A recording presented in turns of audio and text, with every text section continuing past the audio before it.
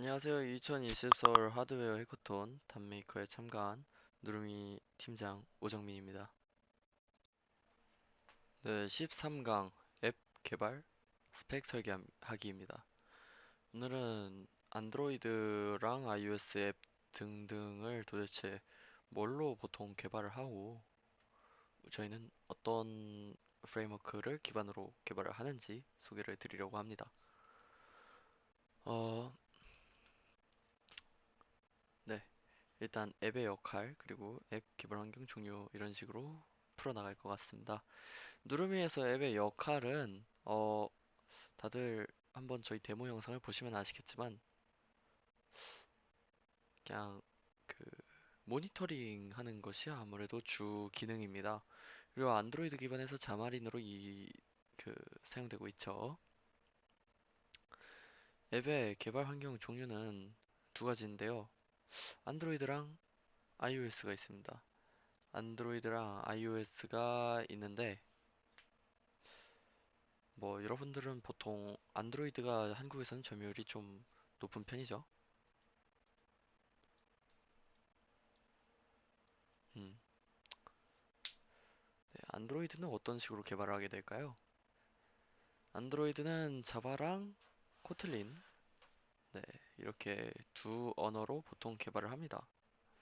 자바 같은 경우에는 진짜 예전부터 많이 쓰이고 서버에도 많이 쓰이다가 네, 자바가 약간 좀 몰락의 길을 걸은 적이 거의 없긴 하지만 뭐 좀 쇠퇴하고 있을 때 안드로이드에서도 자바를 써줘가지고 뭐 계속 사용이 되고 있다가 뭐 구글에서 이 자바를 지금 소유하고 있는 오라클과의 법적 분쟁 때문에 안드로이드에서는 코틀린으로 갈아타려는 움직임이 매우 매우 매우 큽니다. 그리고 무엇보다 코틀린이 자바 코드를 포함할 수 있어요. 네, 그러니까 코틀린에서 자바 함수를 시작한 네이티브처럼 호출을 할 수 있습니다. 코틀린은 최근에 나온 언어인데 안드로이드 스튜디오에 기반이 되는 인텔리제이를 개발한 젯브레인즈, 제가 저번 C 언어 강의에서 썼던 C라이온도 젯브레인즈에서도 개발한 툴이죠. 네. 음, 코틀린이 비교적 간단해서 저도 코틀린을 선호하지만 자바로 프로그래밍을 시작해서 그런지 약간 좀 자바에 대한 애착이 계속 뭐 어쩔 수 없이 갖고 있는 것 같습니다. iOS는 요즘에 다 스위프트로 작업을 합니다. 원래 오브젝티브 C라는 언어가 있었는데 C에다가 약간 좀 객체지향 개념을 추가한 것인데 사실 진짜 오브젝티브 C는 진짜 해보질 않은 것 같아요. 워낙 예전에 나온 거기도 하고, 그리고 좀 난이도가 하드코어하다고 하네요. 스위프트는 좀 현대식을 최근에 나온 언어인데 요즘에는 모든 랭귀지를 스위프트로 짠다고, 모든 앱을 스위프트로 짠다고 합니다. 뭐 iOS뿐만 아니라 애플 생태계, 애플 TV라든지 뭐 맥이라든지 이런 곳들은 전부 다 스위프트로 짠다고 합니다. 아, 그런데 보시면 아시겠지만 애초에 랭귀지부터가 달라요. 그러니까 언어부터가 다른데, 그래서 진짜 하나의 언어 가지고 다 쓰고 싶다. 네, 뭐 그런 욕심을 부리는 것도 사실 너무 자연스러운 현상이라고 생각을 합니다. 그래서 나온 게 이 리액트, 리액트랑 플러터, 그리고 자마린입니다. 리액트 같은 경우에는 원래 리액트는 이름이 리액트 JS였어요. 리액트 JS였는데 리액트 JS는 뭐 말 그대로 웹에서 사용을 했습니다. 뭐 페이스북이 개발을 했죠, 리액트를. 근데 이게 리액트를 쓰다가 이거를 앱에서도 돌리고 싶은 거예요, 안드로이드 앱처럼. 그래서 사실상 HTML이랑 CSS를 그냥 안드로이드 네이티브 앱처럼 굴리는 게 리액트 네이티브다. 근데 리액트 네이티브의 장점이라고 하면 웹 개발자들이 앱 개발을 진짜 쉽게 할 수 있습니다. 진짜 사실상 그냥 HTML이라서 진짜 너무 쉽게 할 수 있어요. 근데 단점이 뭐냐? 어, 결국에는 웹페이지이기 때문에 약간 좀 성능 저하가 있습니다. 근데 요즘에는 많이 개선돼서 그렇게 막 눈에 띄진 않는데, 또 일단 성능 저하가 있어요.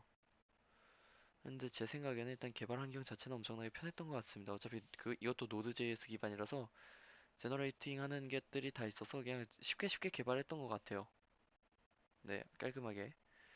요 자바스크립트를 저는 많이 쓰다 보니까 진짜 뭐 프론트 하다가 앱 개발자 해도 전혀 손색이 없겠구나.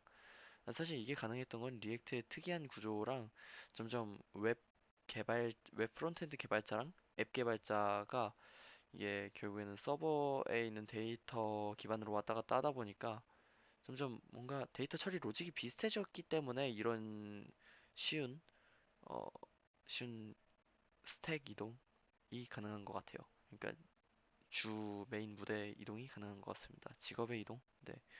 그다음에 플러터입니다. 플러터는 사실 전 최근에 떠서 최근에 나온 줄 알았는데 물론 최근에 나오긴 했어요. 근데 좀 시간이 꽤 됐더라고요. 나온 지. 플러터는 구글에서 만들었습니다. 구글에서. 유명한 구글에서 만들었죠. 그리고 다트라는 언어를 써요. 저도 플러터 처음 보고 다트라는 플러터가 처음에 언어인 줄 알았는데 프레임워크더라고요. 그러니까 약간 노드.js랑 자바스크립트의 관계처럼 노드.js는 그 런타임이고 자바스크립트는 언어잖아요. 플러터는 프레임워크고 다트는 언어인 거죠. 네. 근데 플러터를 언어라고 하는 사람들이 너무 많아가지고 약간 좀 불편하네요. 뭐 어쨌든 간에 다트를 쓰는데 원래 다트는 자바스크립트를 대체하기 위해서 나왔어요. 웹에서 쓰려고.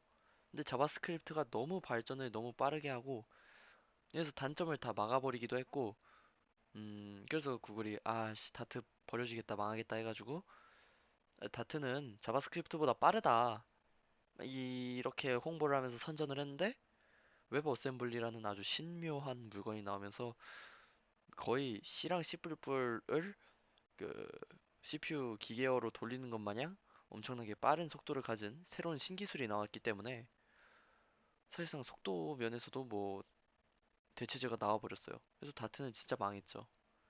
그래서 스택 오버플로우라는 커뮤니티 사이트에서 정말 배우면 안 되는 프로그래밍 언어, 뭐 쓸모없는 인이어 프로그래밍 언어 1위를 하다가 진짜 구글이 진짜 마음을 진짜 굳게 먹었는지 플러터를 딱 내놓습니다. 근데 웹도 되고 앱도 이게 익스포트가 되는 거예요.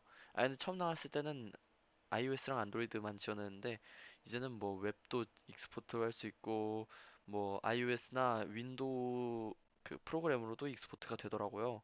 물론 아직 베타긴 하지만 진짜 확장성 게다가 얘네가 성능이 엄청 빠릅니다. 엄청 빨라요, 진짜. 네이티브보다 더 빠른 경우가 있어요.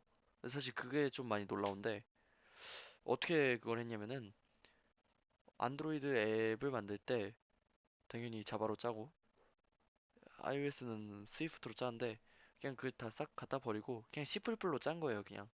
C++로 짜는데 C++로 뷰를 그려요. 그러니까 C++ 갖다가 버튼도 이미지도 그냥 다 그리는 거죠. 네이티브로. 그러니까 네이티브라는 말이 자바나 그 스위프트의 그 네이티브가 아니라 진짜 그냥 리눅스 단에서 그린다고 생각하면 될 것 같아요. 그 정도로 네이티브하게 그리더라고요.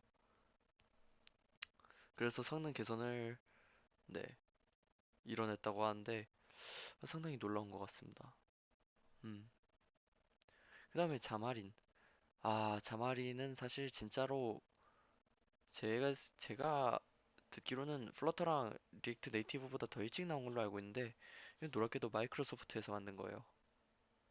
근데 진짜 쓰는 사람이 없어요. C샵으로 만들거든요, 얘는. 근데 C샵이 진짜 완성도가 높은 언어예요. 아주 좋아요. 저도 좋아하는데 자마린이 너무 이게 좀 별로예요. 개발 환경도 그렇고 자마린 폼 나오고 나서 괜찮아졌는데 이게 뭐랄까 C샵이 사실 완성도가 엄청 높은 게 약간 좀 정말로 약간 격식이 있는 언어라고 해야 되나? 자바스크립트나 파이썬은 사실 그냥 휘갈긴다는 표현이 좀 이상할 수도 있지만 그래도 일단 돌아가거든요.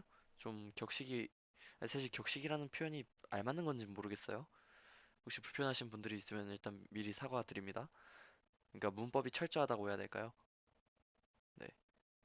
뭐 어쨌든 자마리 C샵은 그런 면을 가지고 있는데 자마린 같은 경우에는 그런 C샵의 스타일을 그대로 진짜 너무 똑같이 잘 엄격하게 따르고 무엇보다 그때 당시에는 크로스 플랫폼을 지원하는 것도 없었고 사실 안드로이드랑 그때는 아마 스위프트가 나왔는지 잘 모르겠는데 스위프트 UI가 없고 그때 스토리보드로 iOS 앱을 개발했을 텐데 어쨌든 간에 좀 개발 방식이 많이 좀 예전 버전이라서 좀 비효율적이었어요. 지금에서 생각해 보면은 그때 당시에는 그게 좋은 방법이라고 생각하고 당연히 모두들 개발을 했겠죠.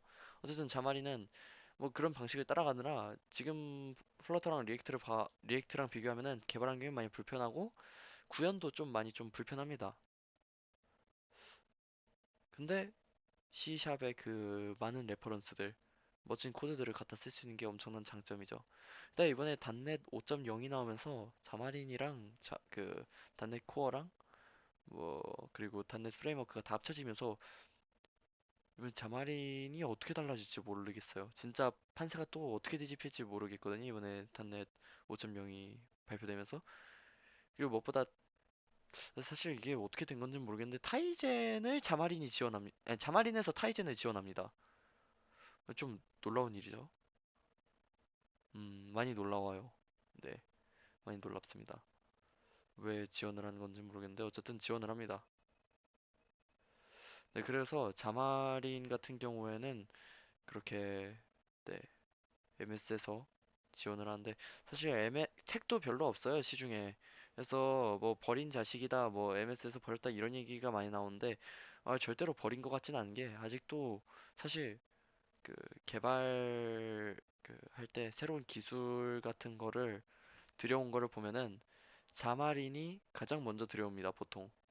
대기업의 힘인지 모르겠는데 자마린에서 먼저 무조건 구현이 되더라고요 보통. 그 다음에 뭐 다음 플러터나 리액트로 넘어가고 예를 들어 2000년도 중반 초반에 도입된 파이도 프로토콜 같은 경우에 자마린에서 제일 먼저 지원을 했고요. 네, 뭐 여러 가지 생체 인증도 자마린에서 먼저 제일 지원한 걸로 알고 있고, 네, 편의성이랑 좀 UI 쓰는 것만 좀 어떻게 해줬으면 좋겠는데, 음, 네, 뭐 어쨌든 저희는 근데 자마린을 선택했습니다. 왜 자마린을 선택했냐? 이렇게 좀 플러터랑 리액트보다 좀 별로라고 말하면서 왜 자마린을 선택했느냐? 사실 이 해커톤이 타이젠이랑 자마린을 쓰라고 했어요.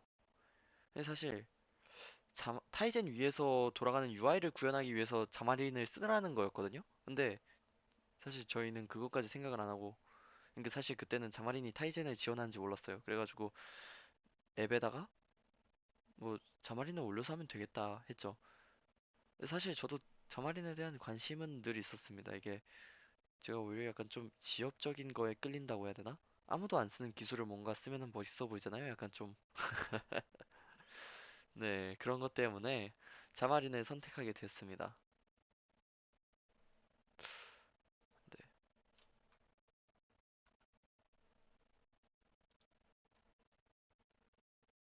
네, 감사합니다. 이제 다음 시간부터는 자마린을 이용을 해서 앱을 빌드하는 거랑, 네, XD를 통해서 여러 가지 그 프로토타입 앱을 진행할 예정입니다. 네, 감사합니다.